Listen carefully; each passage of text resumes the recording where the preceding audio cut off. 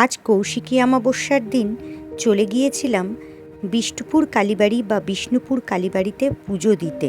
যেতে যেতে ভিজে একসার অবস্থা। যেতে যেতে দেখলাম পুজোর জন্য আইফেল টাওয়ার তৈরি হচ্ছে, তবে প্যারিসে নয়, এই মুর্শিদাবাদে। আপনারা এখানে আসলে পৌঁছাবেন কাশিমবাজার রেল স্টেশন বা বহরমপুর রেল স্টেশন, তারপর সেখান থেকে টোটো করে এখানে পৌঁছে যেতে পারবেন। এখানে মন্দিরে গিয়ে পৌঁছেছিলাম 4টের সময়, বিকেল 4টের সময়। শুনলাম মন্দির খুলবে, মানে মন্দির খোলা ছিল, পুজো আরম্ভ হবে 4:30 থেকে।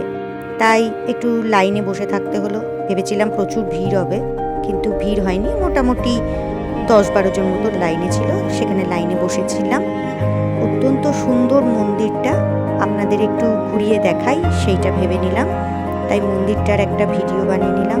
এখানে আসলে পরে মন একদম শান্ত হয়ে যায়, খুব ভালো লাগে। খুবই পছন্দের আমার একটি মন্দির।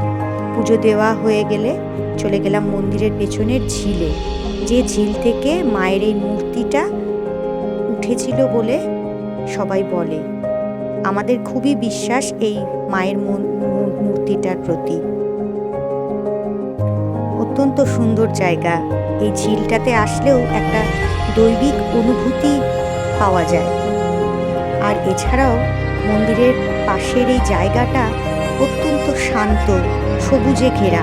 আমার তো খুবই ভালো লাগে। সবাই এখানে আসে, ফটো তোলে, একটু একান্তে সময় কাটায়। খুবই সুন্দর, খুবই সুন্দর লাগে জায়গাটা।